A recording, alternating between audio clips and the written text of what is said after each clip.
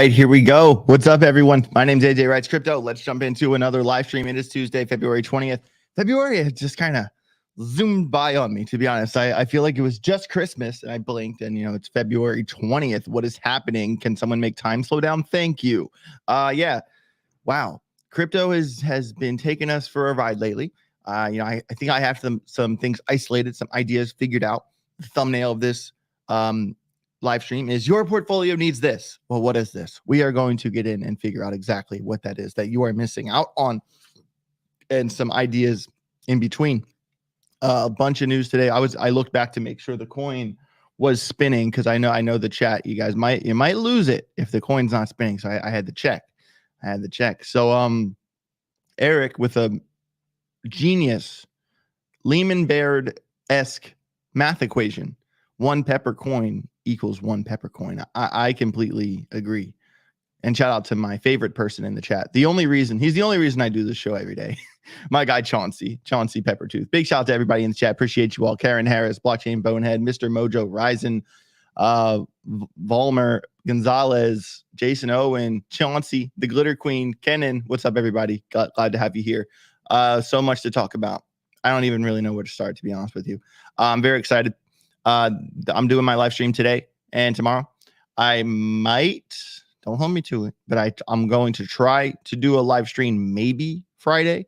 Definitely not Thursday because I'll be flying to Mexico City. But Friday, I just maybe might try to do a live stream from Mexico.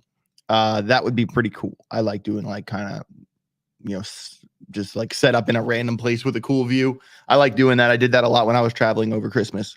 And I think it'd be cool to bring that back. Obviously very excited to watch my good friend BitBoy get locked in a cage and fight somebody. It's going to be a good time. Repping the New World Finance hat. You guys will be able to get these eventually. This is the attitude era of crypto. We're bringing back the late 90s WWE into the mid 2000s crypto. I like it. I like it a lot. I was when I was a little kid, I was big into wrestling. I'm not gonna lie. What you call it? Chauncey Peppertooth. He doesn't have to super chat for me to answer his question. It's Pyth or Pal. Chauncey, I think the answer to that question is diversify. Both. I don't like when people say, well, would you rather buy HBAR or Algorand? Well, like, I hold both.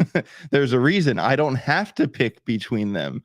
That's just the truth about it. I don't know about PAL staking, said Brian Bootyhead. Well, I know PAL staking, it's like starts high APY and eventually is going to curve off. I think the gains are still pretty good right now. I don't have I have a couple thousand in there. It's nothing crazy. So, but yeah, I'm really haven't seen the full power of the staking yet. NE Florida man, what's Ben's walkout song going to be? So I don't actually know, but Jay Chains and I think it should be I put on for my city, on for my city. I think that should be his walkout song because we all bumped that in the car one day on the way to one of the court hearings, and it was as loud as it could go, and we were just going. It was super funny.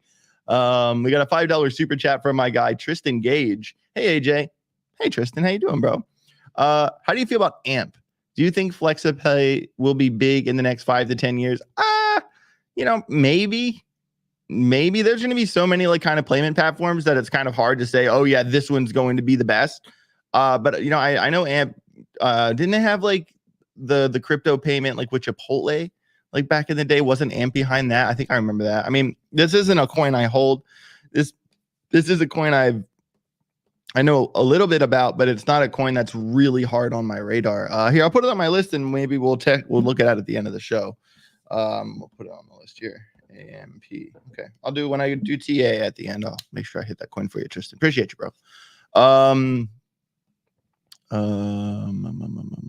saw Matthew Barnes, Stone Cold. That's right. Stone Cold was and is to this day my favorite wrestler of all time. I'm not gonna lie. What a G. What a G. All right, so let's do a quick refresh here on CoinGecko and just take a look at kind of the pulse of the market real quick, and then we'll dive into what I want to get into. Bitcoin has cooled off a little bit, but completely normal. Ethereum did actually hit 3,000 back down to 29. Love to see that. BNB cruise, and I got a couple BNB in my MetaMask, and I like kind of forgot about it, and then I looked at it and I was like, oh snap! Like I'm glad I held on to that because it has gone up pretty good. Nothing crazy though. We got Cardano at 60 cents. I mean, things have kind of cooled off a little bit. Avalanche under 40. I think eventually that's probably not the worst target right there. Chainlink under 20. Yeah, so things have pulled back. Matic back to 95. I remember last week we were when it on its way to $1 at 92 cents. I said, definitely look at the trade from 92 cents to $1 for Polygon. That trade did play out. Congrats to anybody who heard me on that one. Filecoin has had a lot of news lately. Personally, I'm more of an Arweave guy when it comes to storage coins, strictly based off tokenomics. But I think Filecoin will still be fairly successful coin. Hedera above 10 cents. And Brandon Jolly, you get my email with portfolio information? Maybe. What email did you send it to, Brandon? Let me know. I'll check. What you call it? But yeah, Hedera. So it's actually very funny. I said on the show the other day that Hedera, I'm really looking at because hold on, let me pull the chart here so I can talk about it quick. Each bar. I know you guys can't see it yet, but I'll pull it up in 1 second. Actually, let me pull like a 2-day chart so it kind of shows the full, maybe even like a 5-day really. Okay. There we go. Let me scoot this over, share this tab instead. Okay, so here is, actually this isn't gonna work. No. Sorry, I'm trying to find the correct chart to show you guys. Okay, perfect. So let me get rid of this. Boom. So my thing with Hedera right now is that, it finally got above 10 cents. And 10 cents has been a big support resistance level for it, even like from back here, way back here. And then, we got shut down from 10 cents a lot of times. And, my theory with Hedera is that it is going to, there's no resistance here. It just kind of came straight down from, 18-ish cents, to below 10. And there's, it's kind of because there's not much volume here and the volume doesn't pick up to over here. My theory is that it is just going to come straight through 10 and get above this next level here.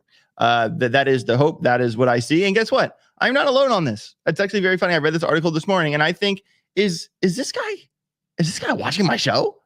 Is he watching my show? Hedera, H-bar soars by 13%. Analyst predicts doubling soon. When I read this, analyst, I was like, oh, did they write another article about me? Wouldn't be the first time. That'd be great. That would be great. But then I kind of scrolled down. They're talking about the total 3 chart, blah, blah, blah. And then right here, Melker, Scott Melker, that mother, he's saying what I'm saying. He's saying what I'm saying. Melker has identified the 10-cent level as pivotal for H-bar's potential uptrend. The resistance zone in the red is crucial because a consistent close above this level on the daily and the weekly charts would signal a shift in momentum favoring the bulls. At the press time, H-bar was trading just above this key resistance zone, which it has. It got above that support resistance level. So here's his quote here. Mr. Melker watches my channel. H-bar is pushing hard into key resistance zone that I discussed many months ago. Okay. To keep it simple, a push above 10 cents should do the trick, but bulls want to see a daily and weekly close above the red zone. A retest of that zone would support an ideal entry. I mean, that's fair. It would be kind of scary if you bought it at 9 and it got rejected to 6 because, losing support resistance isn't good because you're likely to fall further into the value area. I would prefer it to, not go below 9.5 cents. Anyway, he's saying Melker points out that past the 10-cent zone, there appears to be a minimal historical resistance and nearly a 2x increase into the 18-cent level. This lack of resistance suggests that H-bar can maintain its position above the red zone. There is potential for a relative unobstructed upward trajectory. Exactly. As you can see on the charts, there is no resistance until nearly 2x around 18. This coin dropped hard, leaving a vacuum. It should do well if it can push through there. So I'm not alone in this sentiment. Do I think Scott Melker has been listening to my channel? Probably. Probably. He probably has. I wouldn't be surprised. Wouldn't be surprised at all. But he's right, you know, and this is what we talked about literally a couple of days ago on the show, is that, you know, there's nothing here. There's nothing here at all. So, you know, we're likely to, if we can stay above this 10-cent level, we're likely to push right up to, you know, 18, 20 cents. About a double up for H bar. Yeah, handout double up for H bar. So yeah, I've been accumulating heavy in the H bar. It's actually funny. You know, in my one portfolio, it's funny because the Algorand was on top and then the graph pushed to the top, and now actually H bar has gone above both of them. So those three are in a similar race. It's kind of funny to see it playing out like that. And also, I want to point out to you guys, when I did the portfolio, I think last week or the week before, when I put $100 into 10 altcoins and 100 in the Bitcoin, to see that kind of how those two race each other out. It's definitely been interesting to keep above. Watch that once in a while. Let me check this chat really fast. So, okay, the link. Okay, so you sent it to yeah, let me go to this email really quick. You sent it to AJ Red Crypto 990. Okay. I'm looking for the email right now. I don't see it though. I mean, I guess send it again, because, you know, I have a lot of emails and I don't see it. So just send it again so it goes to the top, and I'll get to it at the end of the show if you can do that. I appreciate it. All right, sorry about that. Just wanted to make sure the guy gets his portfolio rating. He did. He has been wanting one for a while. I don't want to leave him hanging. That would be rude.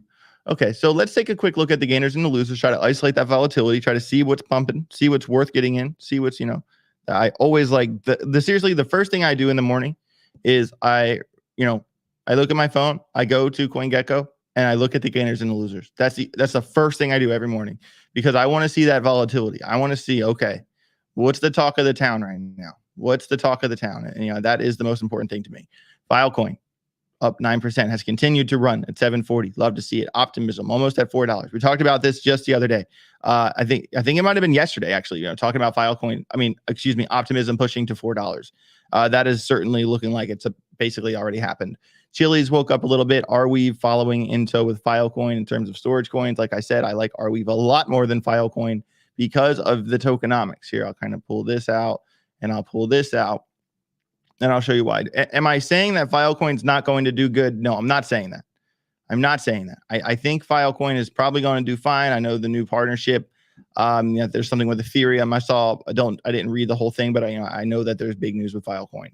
The reason I didn't look into it, because it's not really a coin that I'm holding a lot of, or any of. I did hold some, but I sold it. Circulating supply, 511 million. Total supply, max supply, 1.96 billion. Okay. So, you know, this thing's 26% of the way there. That means, you know, 74% of the supply still has to come into Filecoin before it's all said and done. 73% of the supply still has to come in. That's not good. It's not good. All right. That's pretty bad. That's really bad, actually. And then you look at Arweave. Okay. Circulating supply 65.4 million. Max supply 66 million. Okay. What coin has a better tokenomic situation? Certainly Arweave. Does Arweave have the news? No. All right, what's the market cap comparison? Filecoin does have a head start. Filecoin is sitting at, you know, 3.7 billion, where Arweave is actually under a billion at 954 million, which is even better for my Arweave case. You know why? Because Filecoin has a larger market cap with a worse tokenomic situation, which means that it's going to take a lot more for it to move, where Arweave has one of the friendliest tokenomic situations in the top 100 crypto coins, and it's under a billion.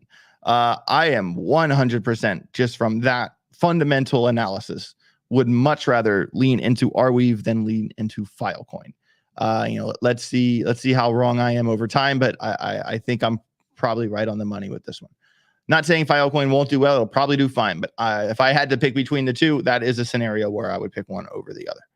All right, so So, a lot of things have kind of, I know the StarkNet thing down 48%. I do have a story pulled up on that.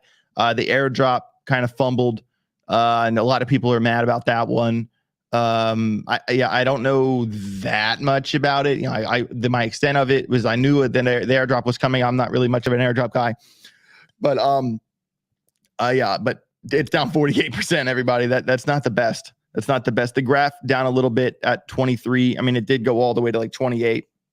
If I was like, I'm not really trying to play the jump in game with my long-term bags. My coins like the graph, I'm trying to get those long-term capital gains, not trying to, jump in, jump out, jump in, jump out. If you do that, it has to be worth it after taxes. So with my long-term picks, I'm writing it out, and the graph is certainly in my my top 5. So it's okay. We're down 9%, but we're still up because we bought. I think my average graph purchase is at like 16 cents or something, maybe less. I'd have to check. So a lot of altcoins have bled down just a little bit. I think the larger part of this story, kind of the story, kind of tells itself over at the total 3 chart. The total 3 chart is all of crypto added together with stable coins, but without Bitcoin or Ethereum. Let me share this tab instead so you guys can see it. Oop, did not mean to draw that random yellow line right in the middle of the screen. Great job, AJ. Okay, so here is kind of the story of the total 3 chart. This is the daily chart where each candle represents 1 day of time. So here's from November. We kind of 320 billion. We have gone since November up 73% in terms of all the altcoins. Absolutely love to see that. We're currently sitting around $537 billion. Pretty good. And, this level right here, we got rejected from it 1, 2, 3, 4 times. If you want to count that as a fifth, multiple times this level has been rejected. Okay. And my point here is that we finally got above it, and now we're retesting it.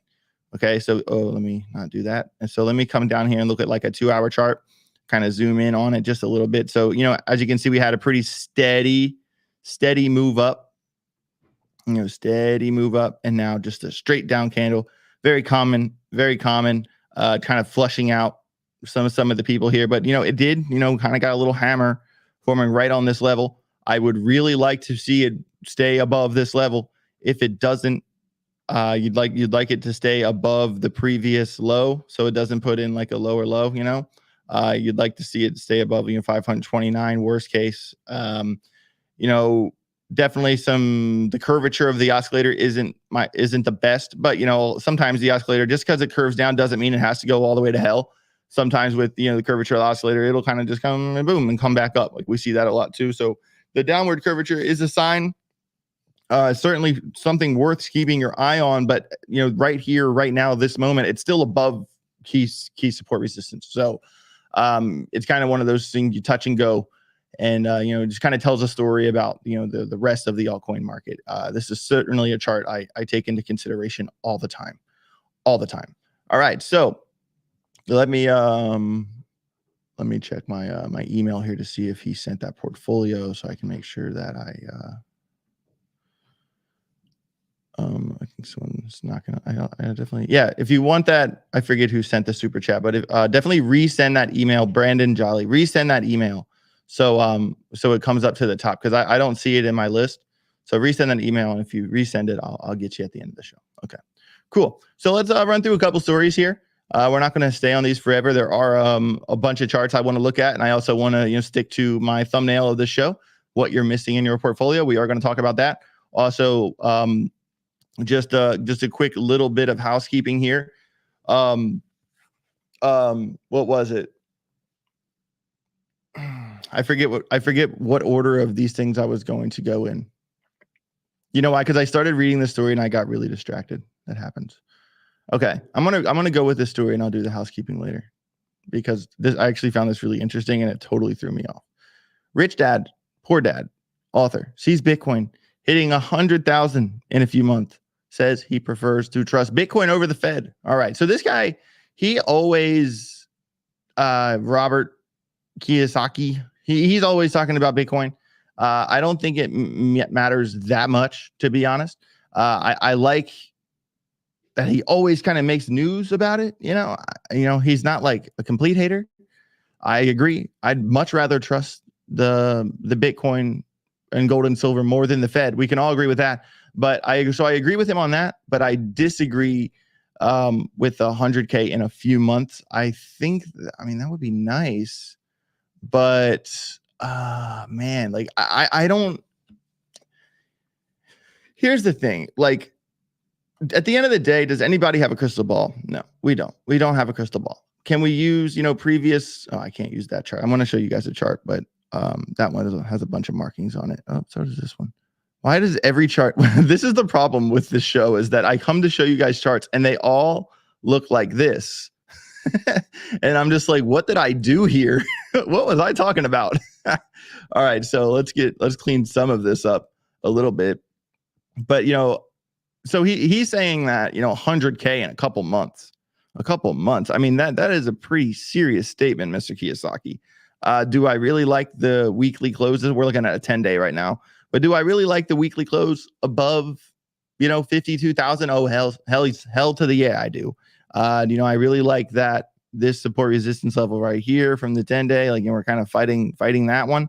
Really love to get above and stay above that, because the thing is that even if you kind of zoom out to like a 5-day, so you can kind of see more of the stop and go action from back in the day, is that a lot of times, like, Bitcoin did kind of stay the first time up when it, from, March and all that.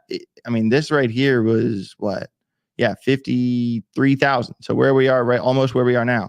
It did kind of stay in this range for like what? 90 days. 90 days, 20% range in 90 days. It did stay up there for a while, but the second time it was a very short affair from this support resistance level to where we lost it was 60 days. So 90 days, 60 days. That's kind of funny. And also let me remeasure that so it's accurate. From our current price level to Bitcoin all-time high, we're only looking at a 33% pump. From our current price to Bitcoin all-time high, it's only a 33% pump.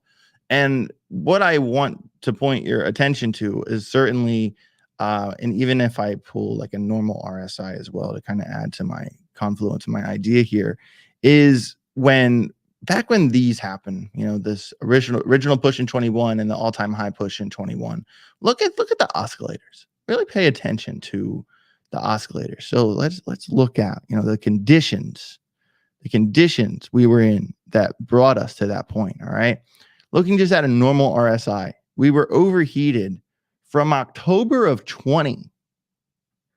From October of 2020, we started getting overheated, and we retested the 70 line, but never broke below it. Bitcoin stayed overheated for 171 days. 171 days. Look at the money flow here. Look how heavy green the money flow is. Look at those conditions. And even like the second time up, we were actually kind of long-term curvature down, but the oscillator took us up. This is a 5-day chart, by the way. And the second time we came up, we really didn't get heavy into the green. So that was like kind of the initial push, and like the second push was kind of more of like a maintain, if that makes sense. But now like right now, if this is like, if you want to compare like in terms of pushes, I wouldn't be surprised if like the next bull run might have a similar story to 21. I think that there might even be more BS along the way. Like if you see like a pump and then a dump and then a bigger move, I think it could be more of those with bigger dumps. I think everyone's conviction is certainly going to be tested on the road to the top. But when you look at, the market conditions, just in terms of the oscillators alone, when you look at this bull run here, this picture here, compared to, this is the beginning of this picture here.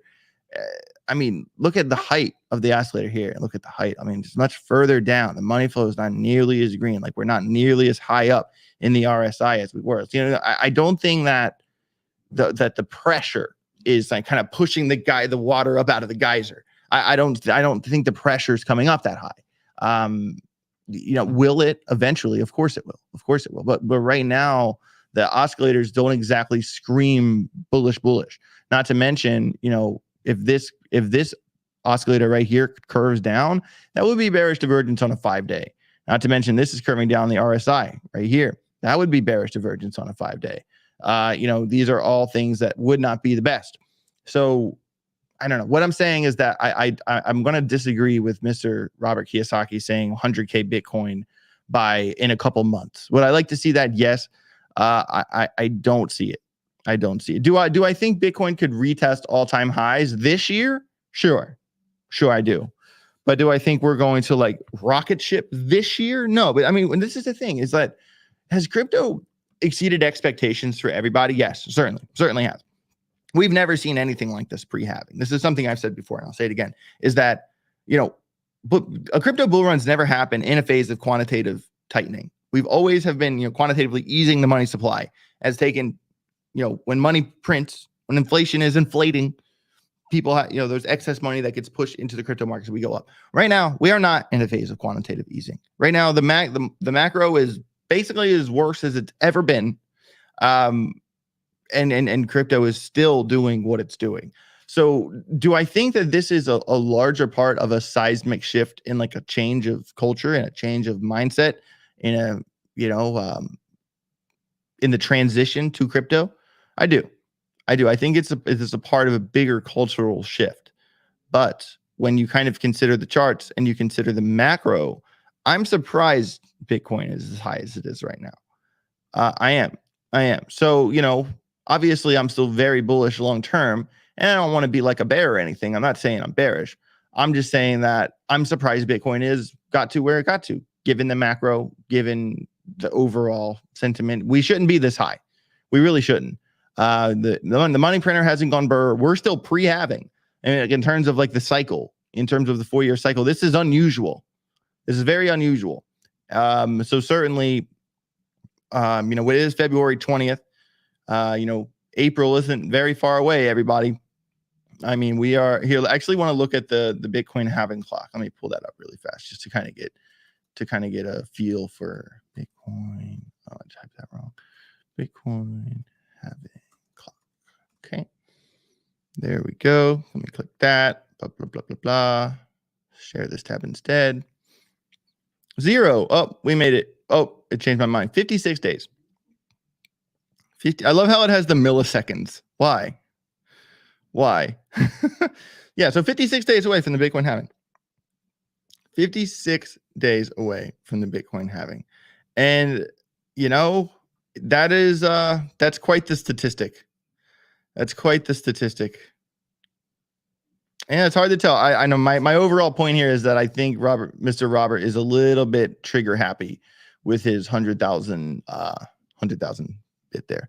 All right. So this is an interesting story. Animoca Polygon Back to Humanity protocol launches ZKP powered palm recognition. So kind of how WorldCoin, people are not totally in love with the WorldCoin ideas, scanning the retina and all that stuff. So what they're doing is they are doing palm recognition.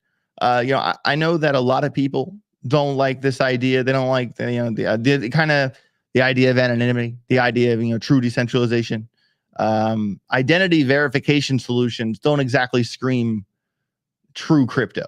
That's true. I agree with that. But they are kind of trying to make it through its privacy-oriented identification verification solution. So it is cool that they're trying to do something. Here's from a quote from Yatsui, the co-founder and executive chairman of Animoca Brands. The proof of personhood solutions, they're calling this, by leveraging the cutting-edge technology using non-invasive biometric that lies at the core of proof of humanity consensus mechanism. Humanity Protocol is building a user-centric ecosystem that can onboard millions to a verifiable digital identity solution that is truly decentralized and respects the principle of true digital ownership. So he's saying the right words, but I don't think I think there's a line where people just don't like verify identity solutions. But I kind of think it's inevitable. Do I think a palm reading is better than an eye retina scan? Yeah, I do. I think that's better. I just know that a lot of people are kind of making a big deal about this, and I understand. And I think it's inevitable. I think as the future comes, we're kind of just like, how music evolved from 8 tracks to tapes to CDs to iPods to streaming. Money is evolving from, cash to credit cards to crypto. And I think identity is going to grow as well from, the cards and to beep and you're done, so I see it. It is a, it's kind of scary part of the future, but I totally understand it. Let me see here. Ben's Lambo, starting early makes me think we were going to have a shorter bull run. Yeah, that is something else I've heard people talk about as well. I got Brandon Jolly's portfolio. Okay, let me screenshot that for me. Okay, boom. Okay, and then I also saw another chat I wanted to get to as well. 1 second, let me save this to my photos so I have it at the end of the show. Perfect. Okay. Yeah, it was something about the ETF. It was like, yeah, well, this ETF SPY is coming through that's pushing Bitcoin up. It is different because of that. Yeah, that is a part of it as well. Obviously, that's a part of it. And with the Bitcoin, the Ethereum ETF news coming as well. I think what we saw with Bitcoin. I think it would actually be really funny to look at like a timeline on how long, when the news kind of started with the Bitcoin ETF to when things really started to kind of get like official. And then when it came time to vote, and then aftermath. So there's kind of 4 periods of the Bitcoin ETF and compare the fluctuation in price, and then start the same thing for Ethereum, when the news rumblings happen, when it begins to get legit, when they're voting for it, aftermath. I think that would be interesting to compare and contrast the price fluctuations between the two. That would be a very interesting piece to do. I mean, obviously you can't do it yet because we don't have all the statistics, but it would be interesting to see that play out for sure. Okay, got a bunch of other stories here. I'm probably not going to run through all of them. Obviously, the Starknet thing, man. Do I hope this project, kind of redeems itself? I do, but a lot of people are pretty pissed off about this airdrop. The blockchain users are unhappy with the minimum wallet holding criteria that exclude them from the airdrop, and an unlock schedule that quickly rewards investors. That's not the best look. It is kind of obvious when you look at, I actually talked about this in my original Solana price prediction. If you look at the spread of, what percentage allocations of the tokens goes to the team and what percentage of the allocation goes to everyone else. And then I showed a compare and contrast of, this is Cardano's, where it was I forget the exact numbers, but it was much more people than team. And then it was Solana's, which was way less people, way more team. And I was so I was kind of talking about how decentralization is a spectrum, and it, everyone claims to be decentralized, right? But it's kind of okay, well, decentralization is certainly a spectrum, and where on the spectrum, are you at? So it was one of those deals okay, well, Cardano and Solana both say they're decentralized. Here's Cardano's allocation. Here's Solana's allocation. Which one do you think is more decentralized? That was kind of the joke there. Obviously, my sentiment, overall sentiment of Solana has changed a lot since the first price prediction I did for Solana back in the day, 6 months ago at Hit Network. But there are obviously still things that bother me with Solana, but those same types of narratives will kind of bleed over into other coins when you see stories like this, when people are unhappy about the unlock schedule. And this is why kind of informing yourself and learning up on, going into the coins you like, the coins you love, and looking at the allocations, looking at when the Series A investors get unlocked, when the Series B investors get unlocked, how much does the team get, how long's the emission schedule, really looking into things like that before really going neck deep into anything. Certainly not the worst idea. All right, let's keep the ball rolling. So basically, they kind of dropped the ball with this. Not going to stay on this story here too long, but I found the thumbnail to be hilarious. SBF jail photos surfaced, which actually were verified that it was him, it was real. And a former inmate says that he is more gangster than 6ix9ine. Okay. Well, I don't know how hard it is. I feel probably I'd say probably good 90% of people in the chat are more gangster than 6ix9ine, because I don't really think dyeing your hair cotton candy and I don't really think he's gangster, man. So I think that's kind of a given. But I did find the thumbnail pretty good thumbnail. Made me click on it. Of course, Tiffany Fong eating it up. Big shout out to Tiffany. I'm a friend. Tiffany is a good friend of mine. She's absolutely amazing, and she's friends with the Glitter Queen too. Definitely need to get her on the show sometime. But yeah, so here's a picture of SBF looking. That's the unfortunate truth of not playing the hand you were dealt the right way. And he also looks really kind of unhealthy, and he's a vegan in jail. So, I'm sure he's very limited on the things he can eat. And I feel, a part of me feels bad for him. When, back in the day when we went to, the court hearings and everything like that in the Bahamas, I mean, I saw SBF, we were in that court hearing, 2 separate hearings. We were both about 90 minutes long. And man, like there was a moment where he was kind of looking at the audience and he was kind of glancing through, and then he looked at me and he kind of just locked eyes with me for like 4 seconds. And it was very like, I've never seen someone so broken like that. He knew like he done goofed, like he done messed up. I've never seen anybody that sad in my life. Like I've never seen someone look so defeated. I obviously I had my opinion of SBF. I never knew him. But that moment really humanized the guy to me. It really humanized him. He was kind of just like this idea. And then when I kind of lock eyes with him as he's trying to get extradited out of the Bahamas, and he can't get extradited out of the Bahamas. He actually had to wait 48 more hours because of the effort that Ben did. Man, it's just brutal, it's brutal. You don't want to see anybody go through that, to be honest with you. And I understand it is newsworthy, and his choices, man, this is one of the worst things you could ever do to people. How many lives did he ruin? I do think of the other side of the coin and, all the ideas to the people that think he deserves to be there and stuff like this. I don't want to stay on this too long, but, every time I see him come up, I always think back to that moment where we just kind of met eyes in court, and we just kind of sat there for a couple seconds, and I was just like, shit, dude. It hit me really sideways, to be honest with you. And he's, don't do the crime, man. Don't do the crime. I know even with crypto, like I know a lot of people, kind of trying to dive out of paying their taxes or, do whatever. Just do it by the book, guys. Just do it by the book. It's not worth it. It's not worth it. It's not like you're the first person who's thought to not pay their taxes. The government has this shit down to a science, when it comes down to, doing what's right and doing what's wrong, I would look at him as an example of, this is a guy that literally had the world by the balls. Could have just sailed away into the sunset and lived extremely comfortably, but it wasn't enough. And that is play the tape out. So there's my emotional moment of the day. Okay, so next story.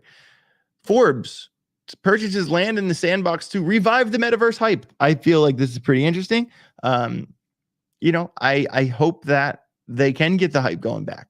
I know that, I feel like the whole metaverse, it's not as strong as a narrative as it used to be, because, we've kind of have seen what the metaverse, a lot of ideas of the metaverse. And I feel like a lot of them haven't fully been created yet, aren't fully there. We've seen like the Apple Vision Pro. I feel like that's all going to change once we're all actually in the video game. We're all not in the video game yet. And until we're in the video game, it's really just going to be like a construct in our heads. And, I hope that the sandbox can get their motivation going, can get that hype going.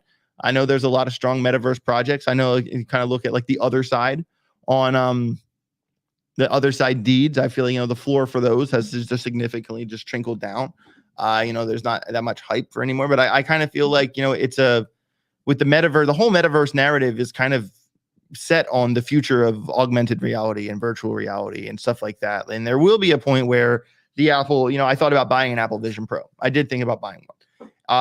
But I realized that, I remember when the first iPod came out and it was all clunky and blah, blah, blah. And now, this is our iPod, except it's our phone. Okay. So I think that probably by the time it's all said and done, this will be our Apple Vision Pro. And if I want to have a bunch of baby goats jumping around and a TV on the wall, well, those baby goats and that TV on the wall that comes from my AR glasses, those are going to be NFTs. That's going to be like a version of the metaverse. And I feel like until the technology really catches up to the full idea, like the way it's actually implemented, the way we think it can be, I think that a lot of these projects are going to take a lot longer than they thought they would. And it is kind of crazy to think that Sandbox is an old coin now.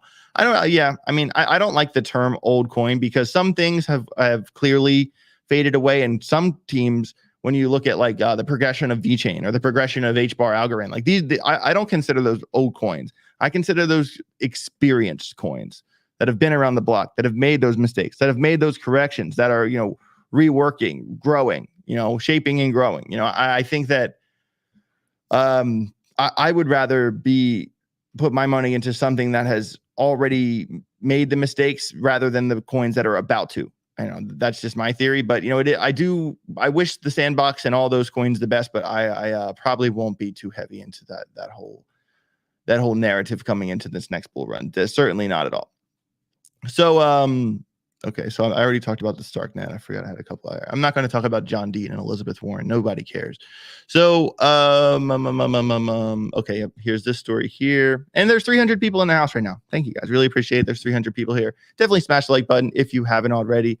I'd really appreciate that. You guys are absolutely amazing, and subscribe to the channel if you haven't already. Super excited that we just got to hit 12,000 the other day. Already working our way to 12,000.1. It just means a lot to me. It means a lot to me, and also big shout out to main sponsor of this show, PHEMEX. Amazing. There's a reason I'm on the PHEMEX team, and every time I do a trade on PHEMEX, I say, wow, that was just like, it's too easy. It's too easy. It's so nice not getting all confused and not being misled and all the things. And I couldn't be more grateful for this partnership. So if you haven't tried to trade on PHEMEX yet, definitely click the link down below. Get yourself signed up. I'd really appreciate it. I am going to do, hopefully next week, going to have some like how-to type videos with PHEMEX. I'm gonna have some live trading shows pop up and stuff like that. I've just been super busy on the back end with a lot of other things, but I am going to have that content come your way eventually. Also, I'm filming another price prediction, so you guys have a price prediction while I'm in Mexico. I also filmed a video yesterday. I might have to refilm it today. I'm not sure, but the video is 8 coins that you should be looking at going into the bull run. And I know that everybody knows at this point, it's been established.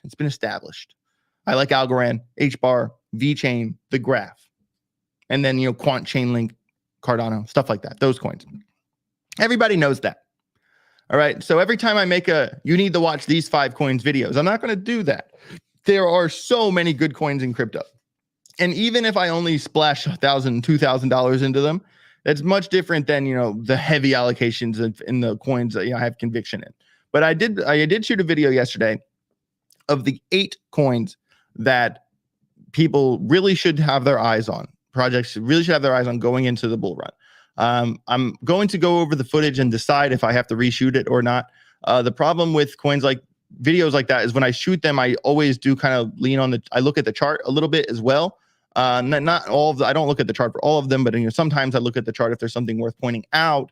And when 20, 30 hours goes by from the time I look at the chart to the time you see the video, I kind of feel like, I failed. You know what I mean? So it's kind of one of those deals where I'm going to decide that video is going to be out in the next day or two. End the story.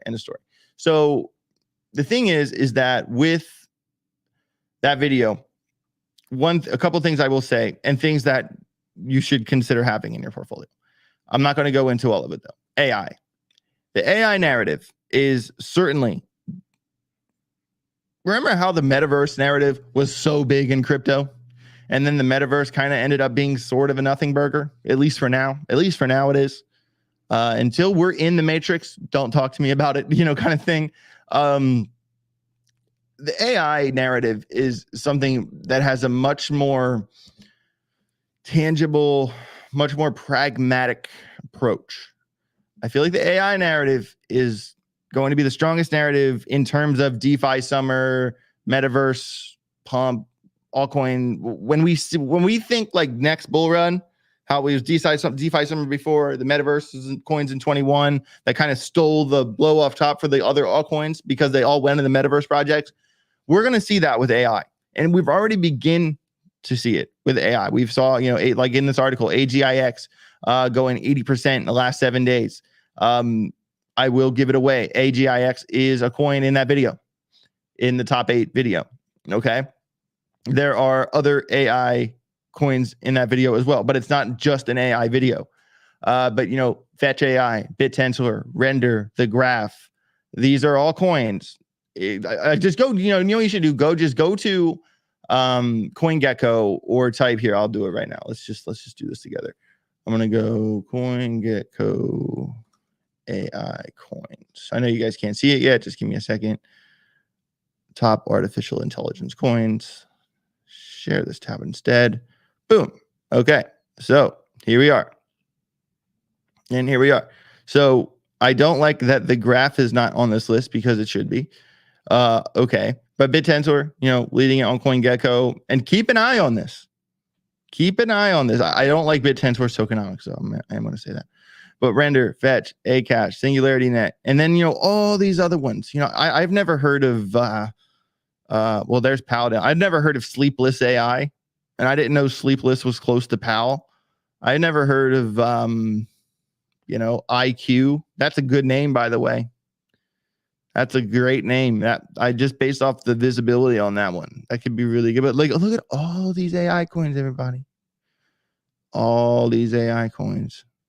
So many of them. You know what this looks like to me? This looks like to me like this is uncharted territory. Bad idea AI. BAD. That's hilarious. My point here is that I'm still scrolling. So the people that are going to win are the people that at least look at the ones in the top 1,000 at least and go through every single coin, figure out, do they have a minimum viable product? What are their partnerships? Who is backing them? Is the team doxed? What has the team worked on before? What are the tokenomics? And, get a little checklist on and answer those questions and figure out, how, look at the PAL for one is one that, you guys know I like PAL. You guys know I've done spaces with PAL before. And and from the first space I did with them until, this weekend, PAL pumped over 300%. So, I gave you guys that one, but there's more. There's so many new AI projects coming. I also think there's one coming down the pipe called Octavia. I heard of. I don't even know if I see it on this list here. LimeWire. I know that a lot of people are talking about LimeWire right now. I don't know if Octavia is on this list, but that is also one I've heard of, like I just said. What I'm saying here is that there's money to be made here, everybody. There's money to be made here because, from this list, I know a lot about BitTensor, Render, Fetch, Singularity. Don't know much about Acash, and it's in the top 100. It's better. Right now, it's doing better than Singularity Net, and I don't know much about it. I know Ocean. I've heard of Origin Trail, Licentia.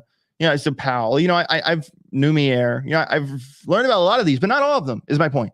I haven't read about every one of these coins, and that's a problem. So basically, what I'm saying is that we already know that the AI narrative is going to be a big money maker in this next bull run. So checklist for each coin. If you want to do your homework and learn everything you can about all of these coins, you need to figure out, like I said, the checklist. Who are their investors? What are the tokenomics? How long have they been around? Do they have a minimum viable product? Is the team doxed? Go through, and there's more questions than that. Go through and answer those questions for each and every one of those projects. And I bet by the time you get to the bottom of the list, you'll know which projects are further along than others, which coins are more snake oil, and which coins are more, real tangible stuff. And, you'll be able to decipher which are better projects to, even if you go through a list of 20 and can narrow it down to 6, it's money. That's money. There's money to be made right here. The AI narrative, we know it's going to be strong. I 100% would suggest that you guys do this homework. I'm going to do it. Maybe not today, but I'm going to. This is where, when you kind of put your head down and really put the work in, is where you see those results. It's when you jump from 20,000 to 50,000 in a couple of days. Just like shit. it happens fast, and it's a result of focusing and doing the work. Consciousnness and energy creates reality. All right, Rob G, $5 super chat. AJ, thanks for everything that you do. Keep it up, buddy. Hey, Rob, I really appreciate you, bro. Alexander Alexopoulos, how many X's do you think render can make from today's price? Well, that would require me to do a render price prediction, and price predictions take me hours to figure out, and another hour to film after that. So will I do a render price prediction? I'm sure I will, but I'm not going to do one in the last 10 minutes of the show. But I do appreciate the super chat, but I obviously think render is going to be one of those coins that does really good. I mean, we're talking about a coin that's at 2 billion. It's only at 2 billion, it's only at 2 billion. I mean, would I probably rather target coins like PAL because they have so far to climb and we know they're going to make those moves up? Yeah. But do I still think render is going to do very well? For sure. I mean, in the last year, it's up 262%. It's up 51% in the last 30 days. 22% in the last 7 days. I'm not saying you missed it, but you're a little late. I do have a little bit of render. Should have more, but we can't have all our money in every project. That's the thing. There has to be a line you have to draw somewhere.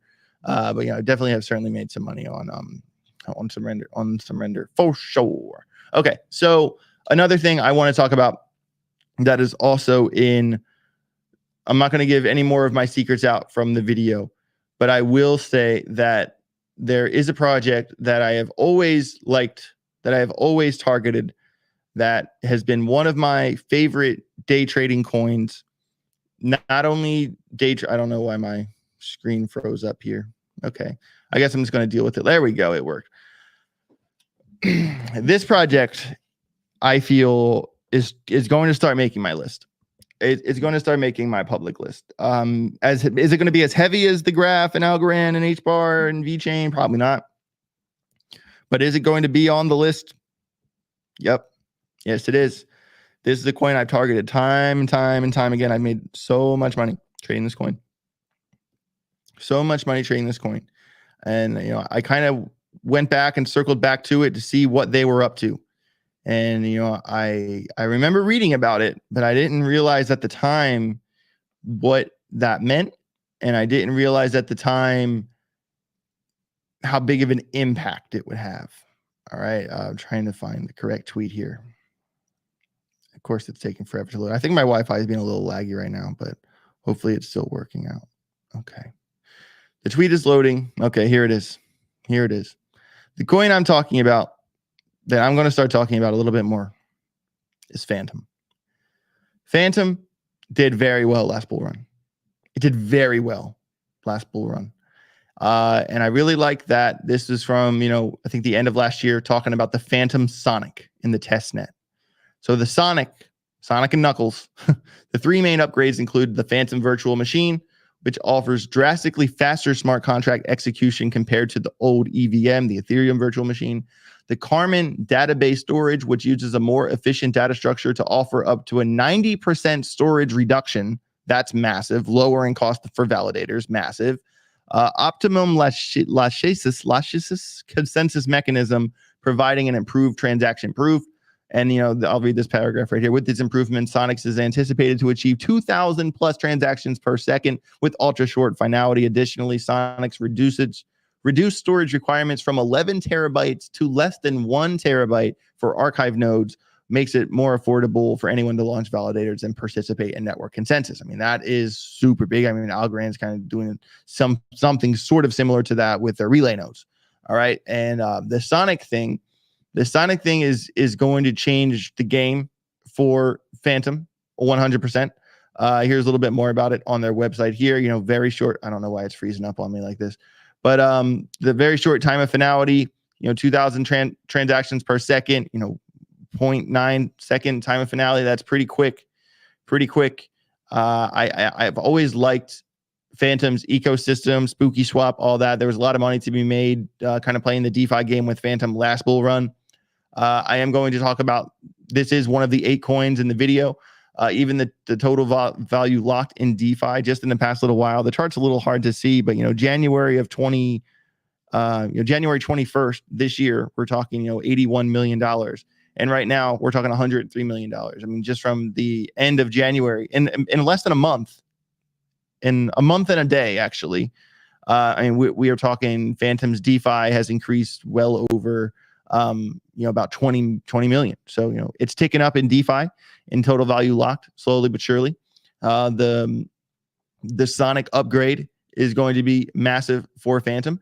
And, this is really what I want to point out when we're talking Fantom, is that, here, let me clean this chart up a little bit. I'll pull the chart, but I want to clean it up, is that, a lot of times tokenomic situations are the deal breakers for coins. All right.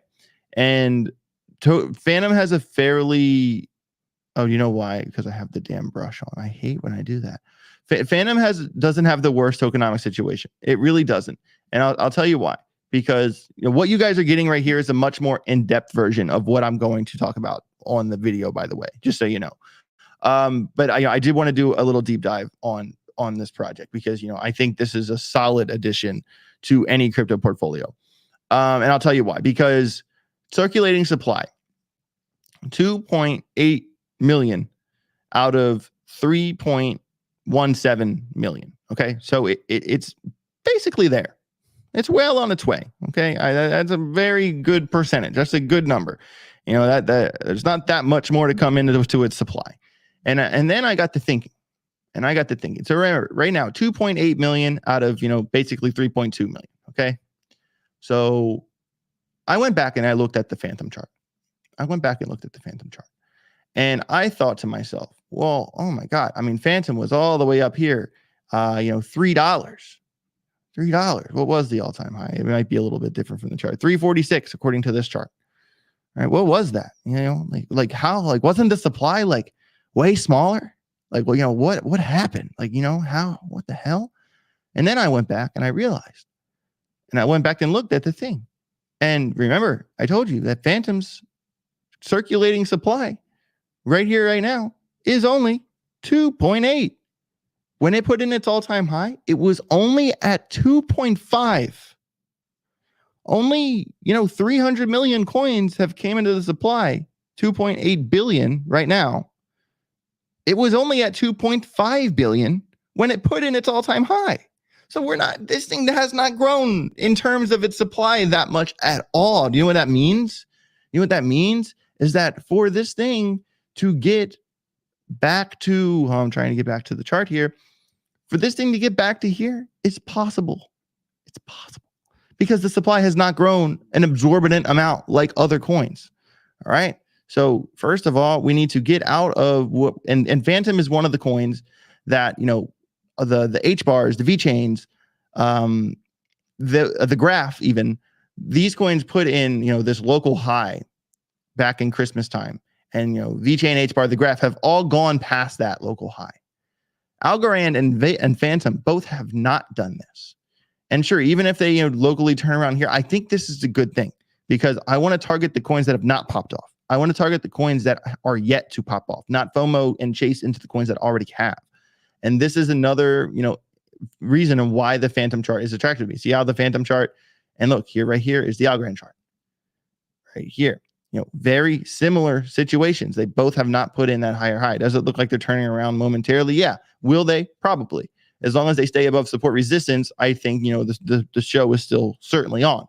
But I am bullish on the narrative that, we haven't gone past that local high. I mean, if we turn around here and get to this local high, we're still talking, a 37% gain for Fantom just to get back to that local high. And is that going to happen? Is Fantom going to get back to 56 cents at some point in time? 1,000%. Of course it's going to. But, when I realized that the supply has not grown that much at all, and Fantom, a similar story to H bar, how H bar, once it gets to 10 cents, I think H bar is quickly going to get to 18 cents because, there's no resistance here. So look at Fantom, how it just fell straight through into this new value area here. Okay. This little range. Fantom spent no time in here.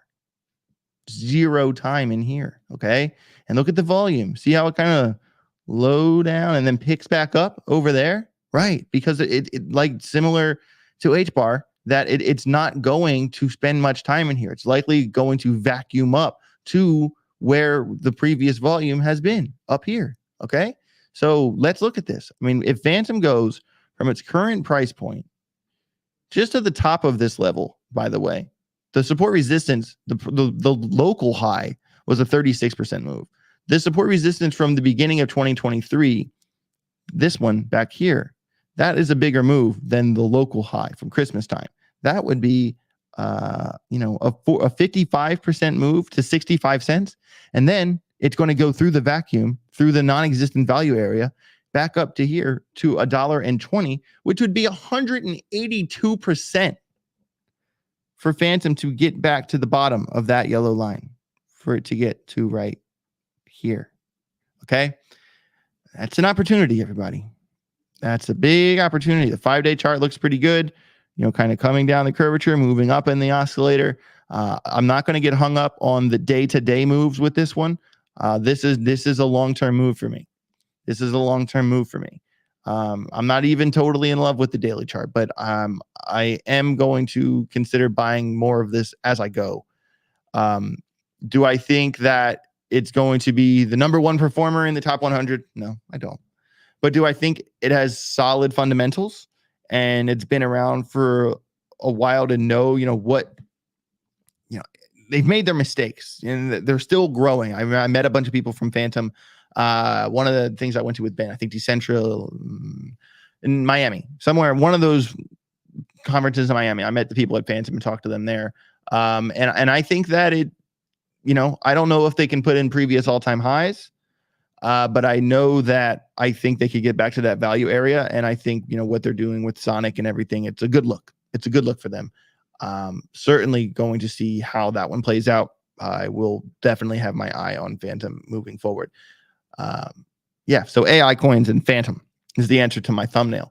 I definitely want to answer that question. I don't think the Fantom devs are shady. I also think that, Andre, the godfather of DeFi, had a big hand in Fantom, and he's one hell of a guy. One hell of a guy. All right. Quick question. Can PAL 10X? Probably. All right. So, so I have to do my, my homie's portfolio rating here, and then I'm going to hit the road.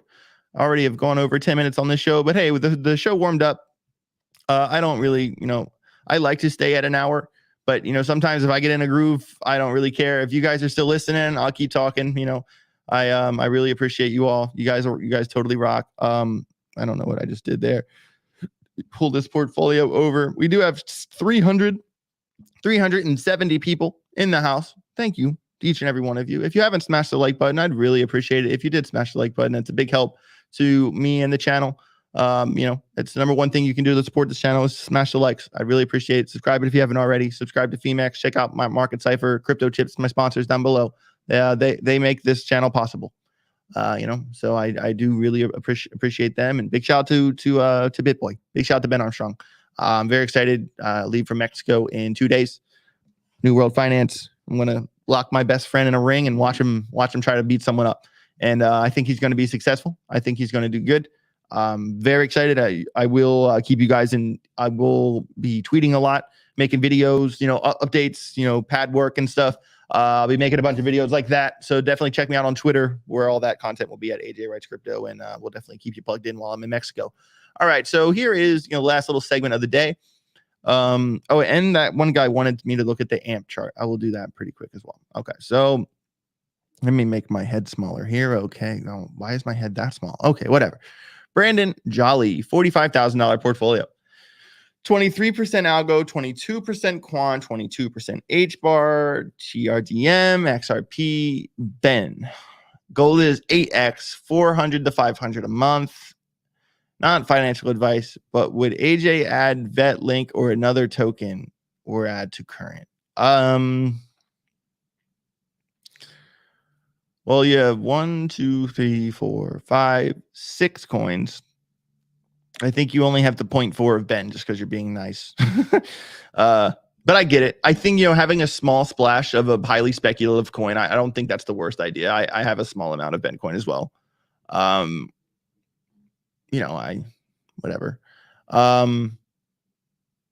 I I mean, I don't hate it. I mean, I'll go quant H bar. That's strong. I mean, you're talking, more than 60%, 60, I'm not going to count the decimals here, but 67% of your bag, almost 68% of your bag, and I'll go quant H bar. I mean, I think you're going to do fine. Are you missing AI? Yeah. Are you missing the graph and VeChain? Yup. What the hell? All right, let me look this one up really fast. 1 second.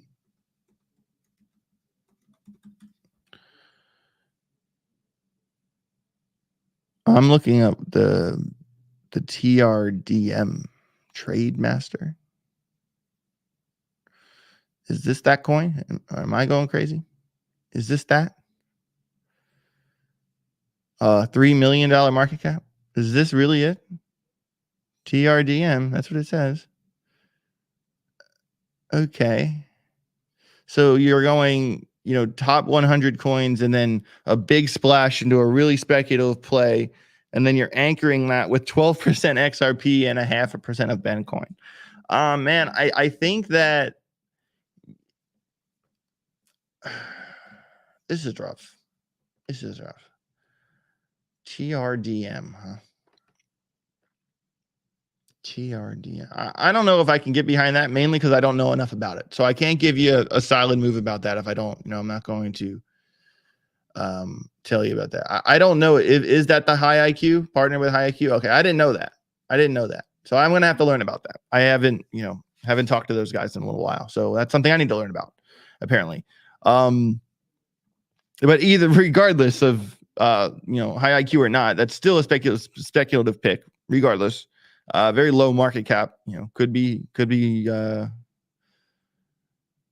boom or bust scenario for sure.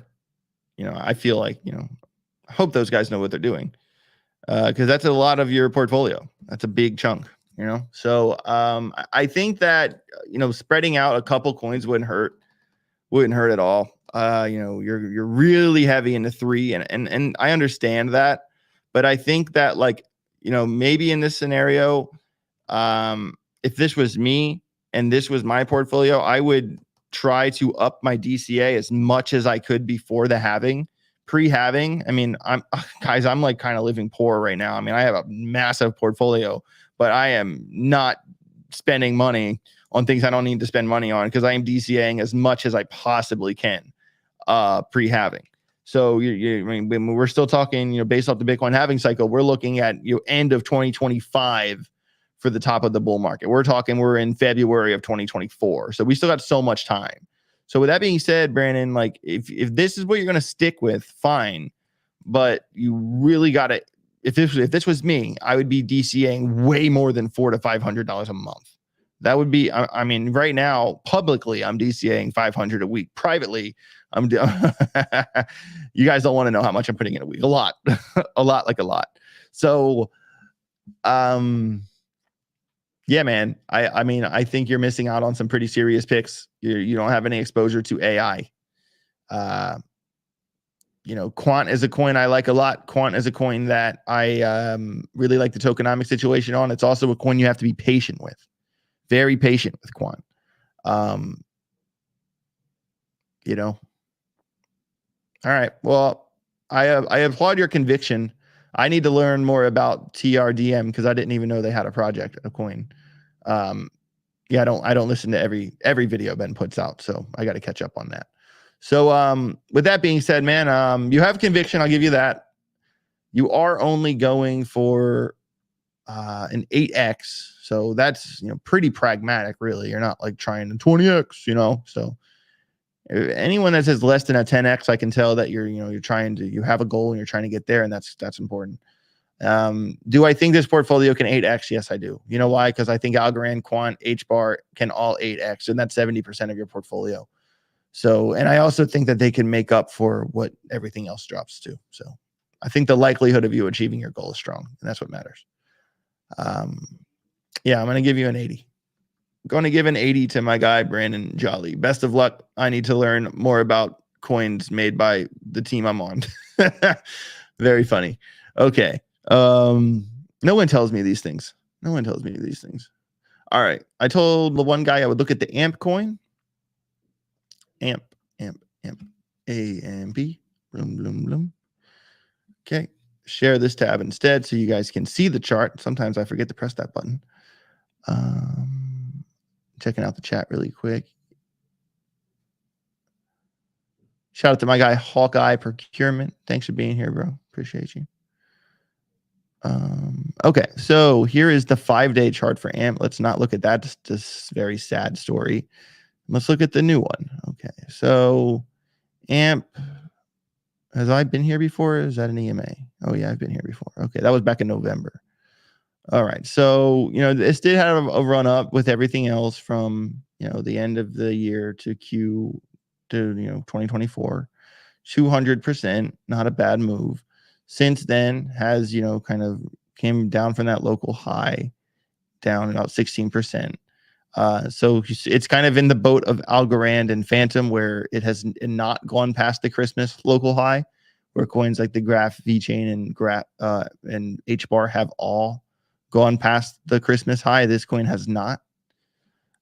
So we're certainly like trying to get AMP back to that level, which is likely going to do.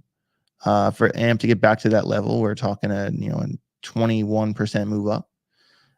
Let's kind of go back in history here and see, where other areas has this thing been before. Is this the same line? Yeah, basically. So this level here, very close to it anyway. Not exactly the same. And wow, this level goes all the way across to there too. Okay, yeah. So AMP getting above 0047 is a deal breaker. That is an absolute deal breaker for AMP to get above 0047. And then, the next little part of the value range would be here. How many back in the day, how it did kind of range here for a minute. So we wanted to get it back above that staircase. So, we're going to go from, local current price action to that. Looking at a 49% move there. This thing kind of does move a little bit sporadically. It does have like these random, like kind of like, see how it's like kind of cruising, zoom, cruising, zoom. It does kind of even over here, like cruising, zoom. That one right there. So, it does kind of move a little strange. Wouldn't be surprised to see if this was like kind of manipulated in some way. I mean, I don't really know the tokenomic scenario that took it from, 8 cents to the depths of hell. But, I mean, even if this thing got back to a penny, that would be really big. Here, let's do a little bit of homework on this one. Come here. After this little AMP deep dive, I am going to hit the road.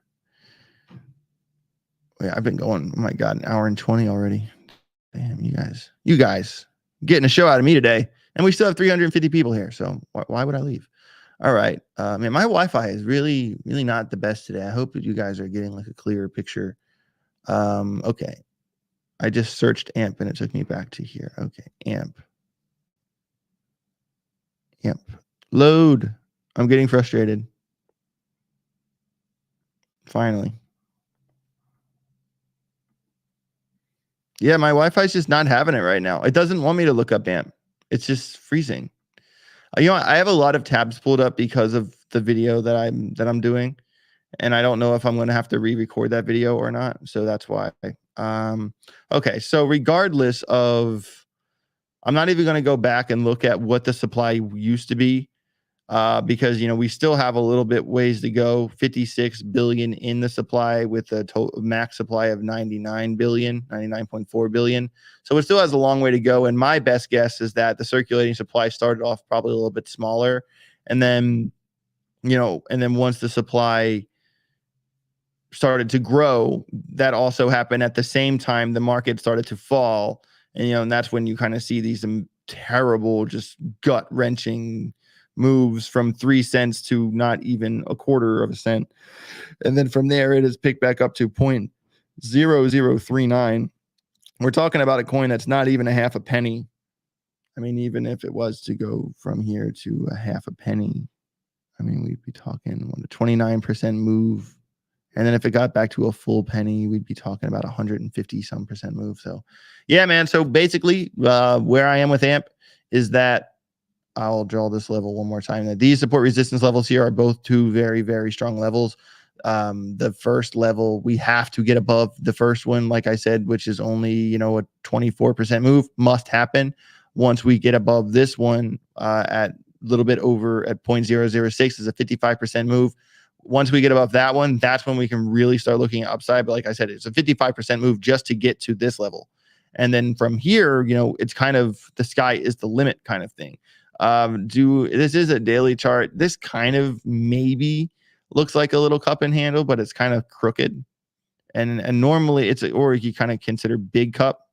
If you don't look at like that little dip there and think big cup, that would make sense. And then, you know, the breakout point would be, you know, basically that support resistance, so actually a little bit below it. So if we want to interpret that as a cup and handle and consider, what was that level? Oh, did not mean to do that. 1 second. If we want to consider 00446, the breakout point, and then, you know, measure to that, oh, crooked, and then pull. Stop it. My mouse is freezing up on me. Sorry. And then pull this from here, roughly there, measured move. And then we'd be talking what, you know, 0.007, 61% move. So, you know, there is some stuff there, but, you know, this thing isn't really screaming popularity, in my opinion. We're talking about a coin that's 257th by market cap with a $220 million market cap. There are, I know they have like the payment settlement platform and stuff like that, but I would rather be looking at AI coins, to be honest with you. I'd much rather be looking at AI coins. Yeah. I don't know if Cartesi is a dead project. He said KYK13, AMP and Cartesi are dead projects. I don't know about, you know, AMP maybe, but, you know, they're still making moves with their payment platform. And Cartesi, I mean, Cartesi still pumps. And you know what's funny about Cartesi? It still gets volume on exchanges, like trading volume. Like people trade Cartesi, like big time. I don't have I heard much about the ecosystem in the last little while? Nope, not at all. But do I know people day trade the shit out of Cartesi? Yes, I do, because I'm a straight up degen. I know these things. I don't think Cartesi is like dead because people still love to trade it. Man, what a show. We've been going for about an hour and a half today, a little longer show. But hey, we talked a lot of good stuff. You know, I had a lot to say. We like looking into the coins, like doing our research. Sometimes I kind of get away from the idea that this show is a research show. I always feel like I have to know everything I want to say before I come on the show. That's not always totally true. Like I like to use this show as a learning experience for myself too, because we're coming here and researching what's happening for the day, what's going on with the coins that people want to learn about. That's how we do it. So, and there's, the fact that I went for that long and there's still 340 people here, that's amazing. That's amazing. We got my guy, Eddie Organ. Hey, AJ. Hey, Eddie. How you doing, bro? Do you have a video on how you determine the tokenomics of a coin? My sister, Jen, I hope I said that right. Hi, Jen. And I watch you all the time. So you want a video on how I determine the tokenomics of a coin? You just want like a normal tokenomic overview. Yeah, I think that's a really good idea, actually. Because I kind of just take it for granted that like people understand that and they don't. Wow, that's a really good point. Okay, I think you just made a really easy video for me. Tokenomics. Because basically because so say Eddie, there's 10 coins in a supply. There's 10 coins in a supply, right? That are circulating in the supply. But the max supply is 200 coins. So, 190 coins still have to come into circulation, and you hold one of those 10 coins. So the value, like if you have 1/10 of the supply, you're the man. But then 190 more coins come into the supply, and what used to have value got inflated. Like what happened to the dollar for the past 20 years. Why is there a bubble on the screen? Oh my God. Okay. That was cool. All right. So, so that's like you want to find projects that where say, there's 10 coins in the supply, in the circulating supply, and there's 10 coins in the max supply. So then there's no more coins coming in. So, that's not going to inflate it. It's like, that scarcity is really there. It doesn't devalue the coins that are already in the supply. So that's kind of just like a simple a simple bit. Dimple Paul, AJ, still waiting for the exit video. Well, there's a reason I haven't made the exit video, because the exit, it's not time to do an exit video. Have I done detailed explanations that are roughly explain my exit strategy in terms of, for each coin you have, you need to have 5 or 6 scenarios for each coin with levels set to DCA out on the way up and on the way down? Yes, I have said that. Did I go into detail into how much I'm taking out at which levels on the way up and down for all 5 or 6 scenarios? No, I have not. But that is the overview of my exit strategy. But it's a case-by-case basis for each coin, based off targets, based off previous price action, based off Fibonacci. A lot of factors there. But yeah, I think the exit video, it's not time to do an exit video yet, because we're pre-halving. Well, I don't want to tell people to leave now. You should, you want to sell at the top of the market, not before the halving. Yeah, but of course that video will come. I don't mean to be rude about it. Okay, I was just checking out the chat really fast. Yeah, Eric, I like Eric. He said $5 algo, then exit. There you go. There you go. I like that. Yeah, if Valorant hits $5, I'd probably never live stream again, ever. I would just be like, hey, have you guys seen AJ? Oh, I think I saw him right off into the sunset. He's gone. Yep, I'd be gone. That'd be it. I'm kidding. I'm not going anywhere. No, I do this because I enjoy it. I kind of feel like, even if I became a billionaire one day, it wouldn't change that much, to be honest with you. My car would just be better. I would just have a better car. That's it. All right. Well, you guys rock. There's still 340 people here. I feel like I could talk for another hour and you guys would stay and listen. I love that. You guys, I have, one of the most loyal communities in all of crypto. I have, it's really good to have this core group of people that are here every day. You guys are absolutely amazing. Couldn't do it without you. Shout out to Grogger Nation. I'm going to talk to David about having a new Grogger drop coming out here pretty soon. The next Grogger drop, I think it's going to be not a limited shirt. It's not going to be a limited thing. It's going to be a shirt anybody can get anytime. And maybe we'll work a giveaway into the first 100 that sell or something like that. I think that'd be cool. More dirt bikes for sure. Marsh, more dirt bikes. I am going to Daytona Supercross in 2 weekends. I'm going to Mexico on Thursday and we get back, and then I'm going to Daytona Supercross the weekend and after that, and then the weekend after that is UFC 299 with the V-Chain guys. So definitely have a couple 3 back-to-back hectic weekends where I won't be able to just play MX bikes at my apartment. And really, we all know that I really just want to play video games all day. And that's if I wasn't, devoted to crypto, I would probably be like a gamer streamer, to be honest with you. But crypto is way too much fun. But I do love you guys. You guys are awesome. Make sure you smash the like, subscribe on your way out the door. You all are amazing. My name's AJ Writes Crypto. Get rich or get wrecked. Later.